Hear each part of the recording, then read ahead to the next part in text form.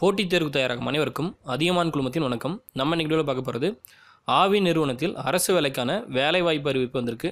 அதை பற்றி தான் அந்த வீடியோவில் பார்க்க போகிறோம். 12வது மற்றும் ஐடிஐ ஏதாவது ஒன்று படிச்சிருந்தா போதும், நமக்கு ஆவி நிறுவனத்தில் அரசு வேலை காத்திருக்கு. நீங்கள் 12வது அல்லது ஐடிஐ இதில் ஏதாவது ஒன்று படிச்சிருந்தா போதும், ஆவி நிறுவனத்தில் இருக்கக்கூடிய அரசு வேலைக்கு நீங்கள் கண்டிப்பாக விண்ணப்பிக்கலாம். ஸோ எஜுகேஷன் குவாலிஃபிகேஷன் 12th இல்லைனா ஐடிஐ. இதில் 2 வகையான போஸ்ட் இருக்குது. அதில் ஒன்று சீனியர் ஃபேக்ட்ரி அசிஸ்டன்ட், சரிங்களா? இவங்களுக்கான கல்வி தகுதி என்ன அப்படின்னு பார்த்தோம்னா, மஸ்ட் ஹேவ் பாஸ்ட் 12th முடிச்சிருக்கணும். அப்படி இல்லைனா ஏதாவது ஒரு துறையில் ஐடிஐ முடிச்சிருக்கணும், சரிங்களா? 12th இல்லைனா ஐடிஐ இது மட்டும் படிச்சிருந்தா போதும், சீனியர் ஃபேக்ட்ரி அசிஸ்டண்ட்டுக்கு நீங்கள் அப்ளை பண்ணலாம். அடுத்து சீனியர் ஃபேக்ட்ரி அசிஸ்டன்ட், இதுக்கு ஏஜ் லிமிட் என்ன அப்படின்னு பார்த்தோம்னா 1 ஜூலை 2017 இந்த தேதிப்படி உங்களுக்கான மினிமம் ஏஜ் வந்து 18 இருக்கணும். அதே போல் மேக்ஸிமம் ஏஜ் என்ன அப்படின்னு பார்த்தோம்னா SC ST SAக்கு வந்து 35, MBC DNC BCக்கு 32, OC அந்த 30. மினிமம் 18, மேக்ஸிமம் வந்து SC ST SAக்கு 35, MBC DNC BCக்கு 32, OC அந்த 30. இந்த சீனியர் ஃபேக்ட்ரி அசிஸ்டன்ட் இந்த ஜாபுக்கு சேலரி என்ன அப்படின்னு பார்த்தோம்னா, பேசிக் சேலரி வந்து 4800லேருந்து 10,000 வரையும் சொல்லியிருக்காங்க.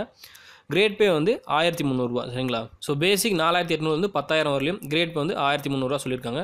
அடுத்த போஸ்ட் நேம் என்ன அப்படின்னு பார்த்தோம்னா எக்ஸிக்யூட்டிவ், ஆஃபீஸ் எக்ஸிக்யூட்டிவ். இதுக்கான கல்வி தகுதி என்ன அப்படின்னு பார்த்தோம்னா போஸ்ட் கிராஜுவேட் முடிச்சிருக்கணும். கூடவே கோஆப்ரேட்டிவ் ட்ரைனிங் வந்து முடிச்சிருக்கணும். அதே போல் BA கோஆப்ரேட்டிவ் இல்லைனா BCom கோஆப்ரேட்டிவ் இது படித்தவங்களுக்கு வந்து கோஆப்ரேட்டிவ் ட்ரைனிங் வந்து தேவையே இல்லை அப்படின்னு சொல்லியிருக்காங்க. ஸோ ஆஃபீஸ் எக்ஸிக்யூட்டிவ் இவங்களுக்கான ஏஜ் லிமிட் என்ன அப்படின்னு பார்த்தோம்னா ஜூலை 1, 2017 இந்த தேதிப்படி மினிமம் ஏஜ் வந்து 18 இருக்கணும். அதே போல் மேக்ஸிமம் ஏஜ் வந்து எதுவுமே இல்லை அப்படின்னு சொல்லியிருக்காங்க. மேக்ஸிமம் ஏஜ் லிமிட் வந்து கிடையாது. எவ்வளோ ஏஜ் இருந்தாலும் இந்த ஜாபுக்கு அப்ளை பண்ணலாம். அதே போல் ஓசிக்கான மேக்ஸிமம் ஏஜ் லிமிட் என்ன கொடுத்துருக்காங்க அப்படின்னு பார்த்தோம்னா 30 அப்படின்னு கொடுத்துருக்காங்க. இந்த ஆஃபீஸ் எக்ஸிக்யூட்டிவ் இந்த ஜாபுக்கு வந்து சேலரி என்ன அப்படின்னு பார்த்தோம்னா 5200லேருந்து 20,000 வரையும் சொல்லியிருக்காங்க. அதே போல் கிரேட் பே பார்த்தீங்கன்னா 2800. ஸோ 2 வகையான போஸ்ட் சொல்லியிருந்தோம். அது என்னென்னு பார்த்தீங்கன்னா சீனியர் ஃபேக்ட்ரி அசிஸ்டன்ட், அதே போல் ஆஃபீஸ் எக்ஸிக்யூட்டிவ் அப்படின்னு சொல்லியிருந்தோம். சீனியர் ஃபேக்ட்ரி அசிஸ்டண்ட்டுக்கு வந்து 8 வேகன்சி இருக்குது.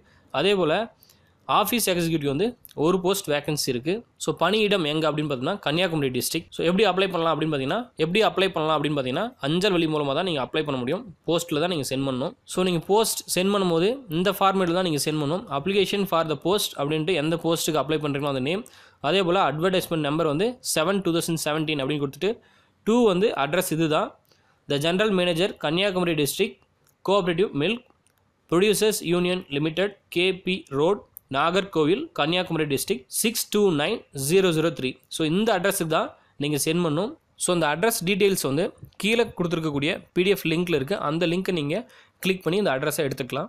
விண்ணப்பிக்க கடைசி நாள் என்னைக்கு அப்படின்னு பார்த்தீங்கன்னா 31/7/2017. ஸோ அப்ளிகேஷன் ஃபார்ம் நீங்கள் எந்த அப்ளிகேஷனை ஃபில் பண்ணி சென்ட் பண்ணணும் அப்படின்னு பார்த்தீங்கன்னா அதுக்கு ஒரு லிங்க் இருக்குது. அந்த லிங்க்கை வந்து கீழே டிஸ்கிரிப்ஷனில் கொடுத்துருக்கு. ஸோ அந்த லிங்க்கை நீங்கள் கிளிக் பண்ணி அப்ளிகேஷன் ஃபார்மை டவுன்லோட் பண்ணிக்கலாம். அந்த ஃபார்மை ஃபில் பண்ணி தான் நீங்கள் போஸ்ட்டில் சென்ட் பண்ணணும்.